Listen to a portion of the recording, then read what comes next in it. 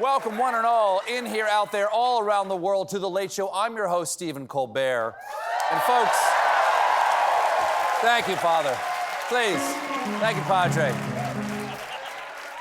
Folks, I gotta say, I feel young today, as I do every day because I wear makeup. But even more so because earlier today, President Biden welcomed a special guest to the White House, former President Barack Obama, who got a standing ovation.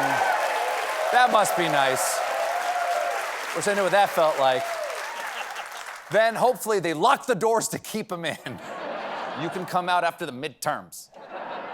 This is a pretty big moment, actually, because Obama was back in the White House for the first time in 5 years. He was there to promote Obamacare and to get that pack of smokes he forgot in the Lincoln bedroom. Don't tell Michelle. Obama opened his speech memorably. Vice President Biden, Vice President. That was a joke. It's funny. I'm not sure if I buy that that was a joke. I think he went up there and the first thing he said was a gaffe. He and Biden have more in common than we thought. Obama explained that this was an unusual day for him. Coming back, even if I have to wear a tie, which I very rarely do these days. Yes, from what I've seen of your retirement, Mr. President, you rarely wear a tie or a shirt. Then,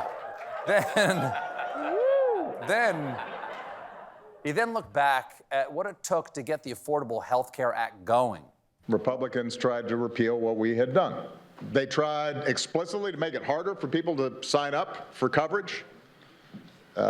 And let's face it, it didn't help that when we first rolled out the ACA, the website didn't work.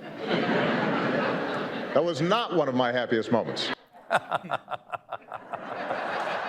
Remember when America's biggest problem was that there was a website that took a while to load, but then when it did, you got health care?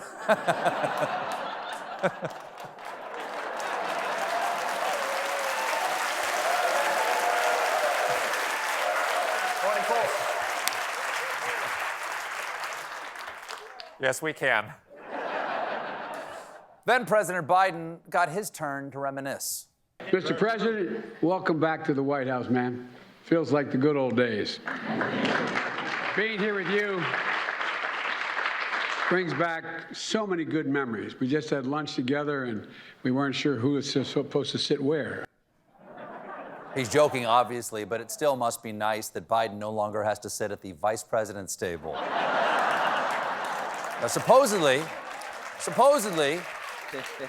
word was that Obama was supposedly there just to celebrate President Biden signing an executive order to expand coverage under the Affordable Care Act. But a lot of people are speculating that Obama was really there because Biden is falling in the polls and Democrats are looking for a spark.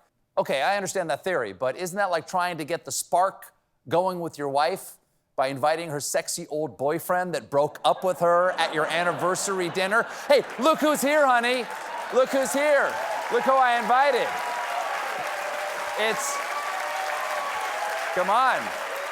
It's Brad. You liked him. I know you liked him because sometimes you even yell his name out at surprising moments.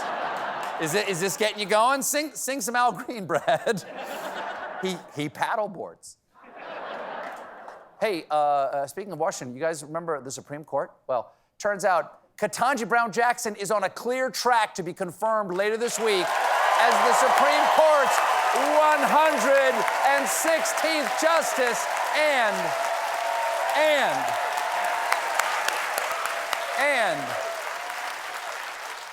and its first black woman. That is fantastic. But I can't believe she's out of committee already. We never even found out if she likes beer.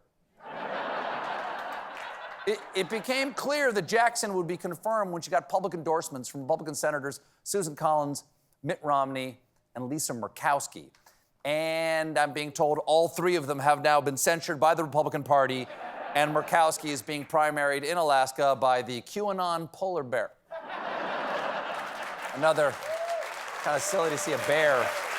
It's a bear with a fur hat on. Kind of weird to see a bear with a hat on. Right. Another Republican who has flirted with the idea of being reasonable is Missouri Senator and off-duty joker Roy Blunt. On this week's This Week, Blunt said this about Judge Jackson. She's certainly qualified. I think she's got a great personality. I think will be a good colleague on the court. Oh, great. So she's got your support. I won't be supporting her. What? You just said she's certainly qualified. I'd hate to see this guy's Yelp reviews. Great food, impeccable service, wonderful atmosphere, burn it to the ground. Then... shift that over.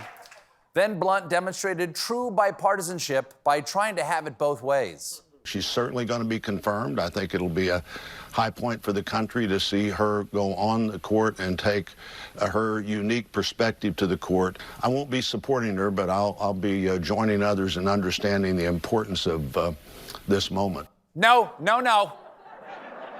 You don't get to say you understand anything if you're actively fighting against that thing. There's a reason. There is a reason.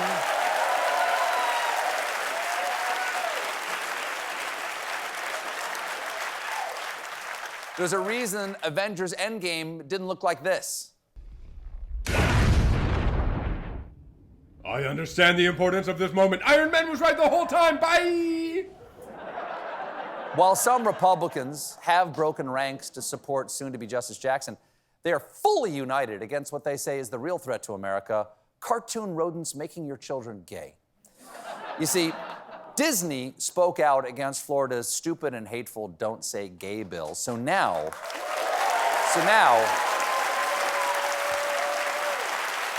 what's happening is, in response, Florida Republicans have put Disney in their sights like it was Bambi's mom. This week, I know, it's sad, isn't it? Have you not? Did you not know what happened in that movie? Spoiler. This weekend, the Disney Corporation got a threat from Florida GOP lawmaker and stand-up saying, "This guy knows what I'm talking about," to a guy who does not know what he's talking about, Anthony Sabatini. Sabatini warned Disney that thanks to their opposition to the Don't Say Gay bill, they should get ready to experience living hell, otherwise known as the line for Belle's Castle. Even once you're in there, you gotta sit in the library for 20 minutes before you can take a picture with her. They said, "Be our guest." That talking candle is a liar. Lumiere! The cup's name is Chip. Sabatini has a specific type of hell in mind. He wants to take away Disney's special tax privileges, as well as the company's ability to act with the same authority and responsibility as a county government. Now, wait a second. Disney has to have the same authority as a government. How else can they arrest and jail the little-known eighth dwarf, Stabby? So, it's Florida. You know there's a Stabby. There's a Stabby, there's a Methy, there's an Arsony. So this Florida guy is threatening to punish Disney for supporting LGBTQ rights. Republicans say they're against cancel culture, but now they're trying to cancel what they call a woke company whose core message, I will remind you, is it's okay to kiss women while they're in a drug-induced stupor. The Florida, fine, it's fine. Show it to the kids, let the kids watch. If the Florida war on Disney has reached all the way up to Congress, it has. It has reached up there, not if, it has. With Matt Gaetz tweeting, "Things that scare Disney, municipal dissolution, copyright expiration, combined reporting." Another thing that scares Disney, Matt Gaetz within 50 yards of the teacup ride. Speaking... That's full applaud. Speaking of fighting behemoth corporations, Amazon. This past Friday, Amazon workers in New York City voted to form the first U.S. union. That is, hell yes. Hell yes. Fight the power. That is great news.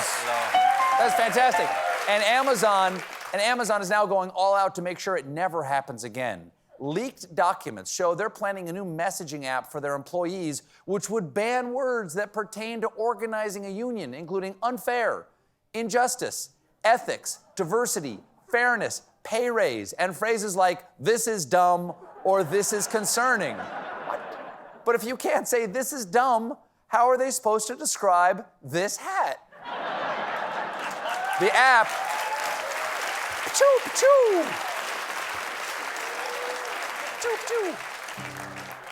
The app essentially censors anything that's controversial on Amazon, including the word restroom, which, may not be missed. Many Amazon workers are more familiar with the phrase empty Powerade bottle or on Bezos's grave. If this app, if this app does launch, it'll be hard for Amazon employees to openly criticize their conditions. But as a South Carolinian, I've got a workaround. It's called being Southern. Meet me over at the Southern Hospitality Cam. Amazon, you're trying to keep workers from talking to each other about things like restrooms, ethics, and pay raises? Bless your heart. It's not, no. It's not your fault you weren't raised right. What you're doing isn't wrong. It's just so unique. And don't worry about the size of your spaceship. Some people like small rockets, okay? Okay? Hey, I'll pray for you. We got a great show for you tonight. My guests are Oscar Isaac,